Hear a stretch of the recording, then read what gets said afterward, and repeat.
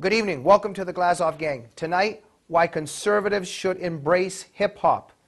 Our guest this evening, Ronn Torossian, the founder, president, and CEO of 5W Public Relations, one of the 25 largest independent American PR firms, which is named PR Agency of the Year by the American Business Awards. Ronn Torossian, what an honor and privilege to have you on the Glazov Gang. Jamie, thanks so much for having me. Thank you. You've recently published a 3-part series in our magazine, frontpagemag.com, on this theme of hip-hop and why conservatives should embrace hip-hop and allow it to come into their camp. And one of your last articles, the third one in a 3-part series, the title was "Ignoring Hip-Hop Ensures a Democratic President in 2016. So this is actually quite serious. This is actually about who's going to rule the country. Why don't we start with that theme? So I think, I think in so many ways, hip-hop is not just about music. Hip-hop is a culture. Hip-hop is a way of life for so many of us. I think that in many ways, the conservative movement, Republicans consistently make a mistake of ceding the entire pop culture game to the Democrats. From now Hollywood and music is undoubtedly very liberal, but there's so many good conservative values in hip-hop culture that I think are completely lost among conservative politicians, among the GOP, and it's a big mistake. Tell us about those values that are in hip-hop, which seem to be overlooked by many conservatives who frown on hip-hop. Look, for me as a lifelong New Yorker who really comes from nothing, I think that for me the hip-hop movement has taught me about hard work. The hip-hop movement has taught me about, even if you didn't go to Harvard, even if you're not an Ivy League graduate, well, guess what? You can still make something of yourself. I think that hip-hop has taught, now anything in pop culture there's issues with. So surely, are there negative lyrics? Are there things you can't defend? Yes, absolutely. But hip-hop is about, working hard. It's about values of striving to be the best. It's about continually to hustle and make things happen. And I think, there's so many good values there that just aren't heard. When I spoke in my last article about if we completely ignore hip-hop, then one stands a very good chance of seeing a Democrat in the White House in 2016. I think if you look at the simple numbers of Hispanics, is the GOP going to win an election when the Hispanics are continuing to grow in this country? If you look at the largest consumer, the largest base of hip-hop consumers are Hispanics. How do you solve that?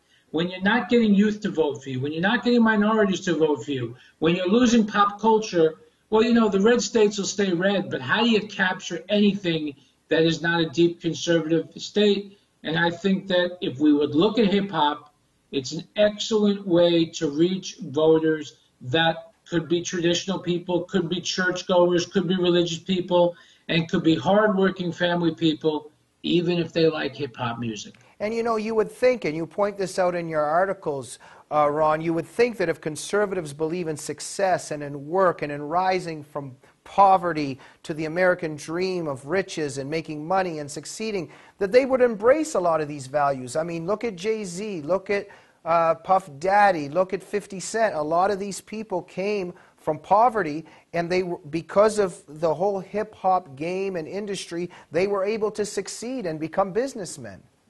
Look, I think in many ways, a few years ago, a rapper used to say, America's completely changed. The best rapper in America is a white guy, and the best golfer in America is a black guy. That was, of course, when Tiger Woods was on top of the golf world, and Eminem was on top of the music world. And I think in many ways, the conservatives have missed that movement completely. I think that, hip hop has created many millionaires out of people who are traditionally disenfranchised. What can be a more capitalist value? Mm-hmm. What can be a value which more encourages people that they can make something of themselves? I think that, when you look at undoubtedly the challenges that exist in this country, at the poverty gap, which even we as conservatives can't ignore, how are we going to let people find jobs if they're not creating them for themselves? So if we, of course, are against big government and we're against government handouts, as we should be, what can be better than people who are not Harvard MBAs, who are not, blue blood? What can be better than them creating their own businesses? And yes, it's music, it's clothing, it's so many different electronics. Look at a brand like, they're on the West Coast, Beats by Dre. That's a hip hop brand. It's $1 billion headphone company. So there's so many different businesses out there from people who, are clearly not going to be in the corner office of a Fortune 500 company if not for hip hop. And these are all things that, I think are largely overlooked when when you read some of the comments from people on my articles. It just amazed me to see, frankly, people who are probably in their 50s and 60s, all white people, who are saying, well, this thing is horrible. Well, guess what? Go and listen to what your kids are listening to. This is not just Black America. Blacks and whites today dress the same, shop the same. I think that those are things that, if you look at kids in Beverly Hills, they're not dressing that different from kids in Compton.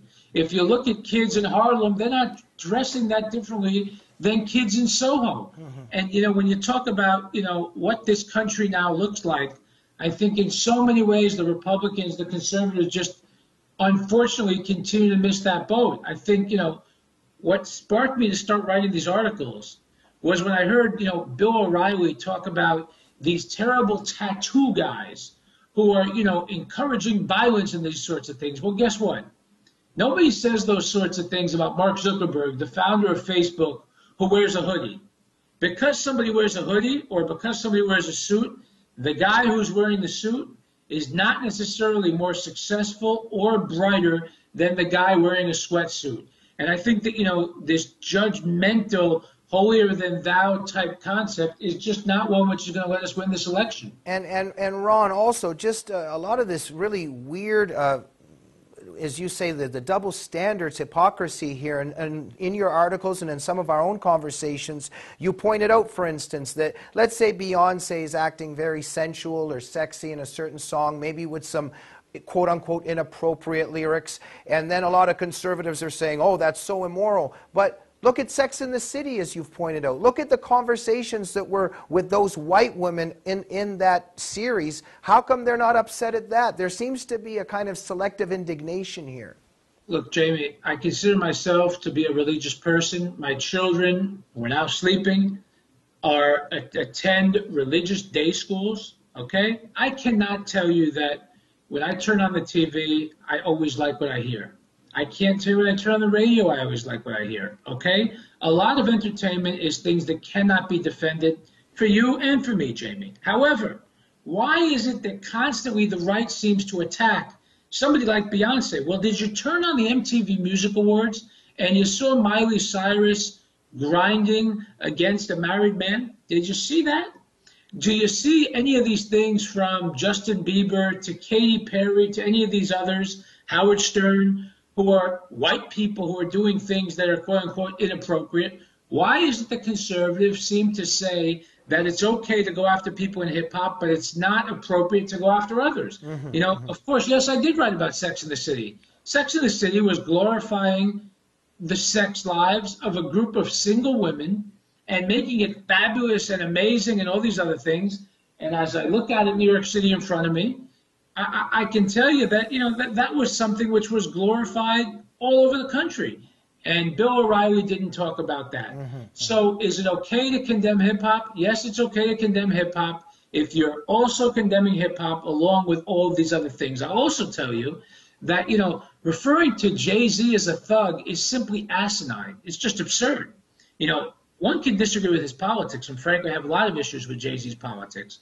But Jay-Z is today a 45-year-old man who's a family man who has not been in any sort of trouble for 20-something years. This is a man that Warren Buffett said America can learn a lot from. Mm-hmm. So, I think that unlike Barack Obama, who makes enemies of anybody who disagrees with him politically, not everybody who disagrees with me politically is my enemy. I think, unfortunately, there's many smart Democrats. Even if I disagree with them on issues, for me in this country, they're not today my enemy. So is Warren Buffett bad on politics? Yes. Is Warren Buffett a business icon that all of us in business can learn from? I'd argue to you, yes, absolutely. Ron, tell us a little bit just about yourself, your background, why you weren't insulated from the world of hip-hop, and also, as you mentioned, JC's song, quote-unquote, my first song. which seems to very much crystallize a lot of the themes we're discussing here. That, you know, he was discussing what success is about, how to reach for success, etc. I am a 39-year-old New Yorker. I live in Lincoln Center on the Upper West Side of Manhattan. I'm a born and bred New Yorker. I grew up in a single mother household. Attended New York City public school my whole life. So, you know, I have always grown up in a very diverse, racially diverse, you know, neighborhood. I attended, as I said, you know, New York City high school, New York City schools. I attended the State University of New York in Albany. So, you know, I would tell you that I've always had hip hop around me. I've always had music around me. I've really been blessed to grow up in a great city. I started my PR firm out of one room 11 years ago. I have a 300 square foot office. Today we have over 125 employees, Fortune 500 brands, large companies, small companies. And we've built our business really very simply. I get into work really early and I leave work really late. My people work very hard constantly. So, you know, as I run one of the pieces, I listen to my first song every single day before I go to work.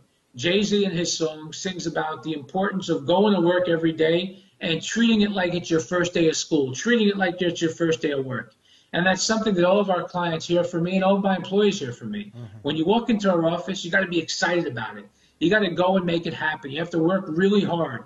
You have to go and do things that, you know, whether it's fixing the copy machine, whether it's making more calls than the next guy. I think that good bosses lead by example. And I think that, you know, those are values which I've learned from hip hop. It's about the importance of, you know what, Jamie, I'm not a Rhodes Scholar, okay? There might be other people with higher IQs than me, but you will not outwork me. You will not have somebody in my business try harder than me. It doesn't exist. It won't happen.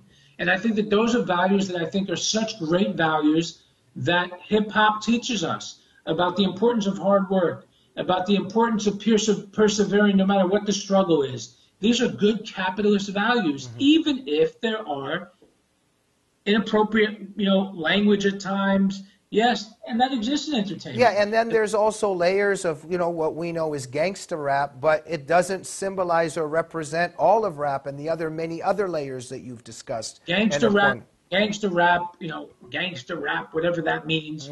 If such a thing is really prevalent these days, should it be condemned? Yes. But I need you to condemn it along with the Terminator, along with all of these other violent movies that are shoot-'em-up westerns. If somebody says this thing called gangster rap is evil, great, but make sure that you're also condemning the R-rated movie where somebody's getting shot every 10 minutes as well. Do it side by side. Or maybe The Sopranos or whatnot. Now, let's get back to the other layers that somebody like Bill O'Reilly overlooks in some of the things that he says and criticizes. You've also said in your article, pointed out a very important theme here, that you write that hip-hop offers role models and people kids can relate to and allows them to envision and realize their own dreams. I think this is a crucial thing to talk about, Ron. Look, Jamie, you know, again, for somebody like me who grew up in New York City, you know, around me, I couldn't look up to as a kid, you know, a Harvard graduate that grew up, you know, in a proper, quote unquote, family with, you know, preppies and yuppies and all these sorts of things. I didn't know what that meant. I'm not sure today at the age of 40 I exactly know what it means. You know, I would tell you that, you know, especially in this great country, people look differently than they did before. And people succeed differently than they did before. You know, I've read your great immigrant success story. You know, I think that people, whether they have an immigrant background, whether they're an African American, whether they're me, you know, who grows up in New York City, you know, we need different types of role models. We need people who say, look, I'm going to persevere and I'm going to push through no matter what it takes. You know, and I think that, you know, there's so much classic, great things that are out there that are learning from music. So, yes. You know, I think that, you know, as I wrote in one of the articles, you know, Charles Barkley said, rightfully so, that just because he's a great basketball player doesn't mean he's a role model. And that's absolutely the truth. And I think that because somebody's a great rapper doesn't mean that they should be a role model. But I would tell you also that there's kids all over this country who look at somebody like Jay-Z or look at somebody like Sean Combs or look at my friend Damon John, who founded FUBU and is today, you know, on the CNBC show Shark Tank. People like that are people that are not the classic, typical, you know, quote unquote success story that, yes, we need in this country. And I think that we need it in the Republican Party as well. You look at, today, whether it's a Marco Rubio, whether it's a Ted Cruz, Hispanic people, of course we need people of color. Of course we need immigrants. Of course we need to have diversity in the conservative movement. Mm-hmm.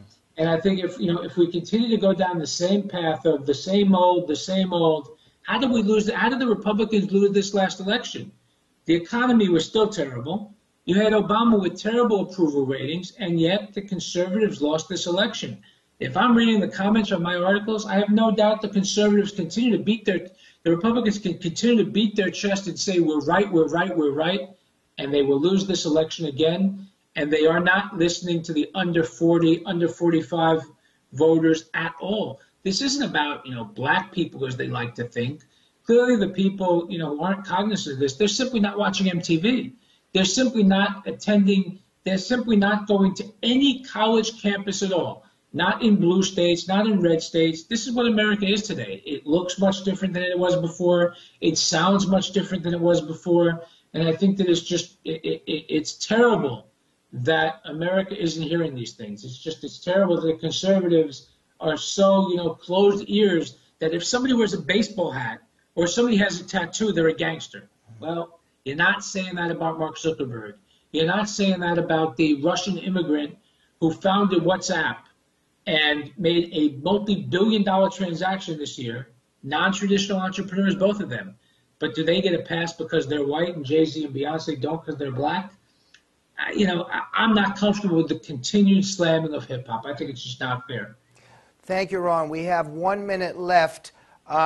Can you crystallize for us, and when we say conservatives, we're saying many conservatives, because I'm a conservative, you're conservative, and we don't, you and I have something in common, because I grew up in urban culture. I listened to hip-hop. I continue to listen to hip-hop. What is it that those conservative elements are missing? Could you crystallize it for us?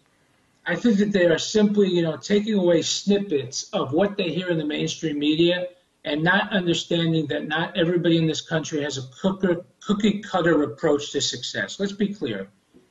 I'm never, ever going to defend drug dealing or somebody who says shooting cops is okay or any of these sorts of things. Let's be clear. It's black and it's white. Terrible, unacceptable. However, how do you expect people who might have dropped out of high school, okay, how do they go and make millions of dollars if that's their dream? And in this country, we want that to be their dream. We want people like Jay-Z or Sean Combs who have created thousands and thousands of jobs. We want them to create thousands of jobs. So for me, what I think conservatives are missing is understanding that not everybody has a straight line to success. For some of us, we need to figure it out along the way. And I think that hip-hop teaches the value of hard work. I think that hip-hop teaches the importance of self-dependence, and I think hip-hop teaches the importance of always striving for more. Those are great values that I think are completely in line with conservative values. You've summarized it quite perfectly, Ron. It was a pleasure and a privilege to have you on the Glazov Gang. Thank you very much, and thanks for all the great work you do for Front Page and all the brilliant articles that you send our way on hip-hop, but also you're a great defender of Israel and of the United States. Thank you for your time. Continued blessings. Keep doing the great work and keep doing great things. Thanks so much, Jamie. Be well. Thank Ron, you. it was a pleasure and a privilege to speak to you. I hope you'll come back, and thank you for joining this edition of the Glazov Gang. We'll see you next week.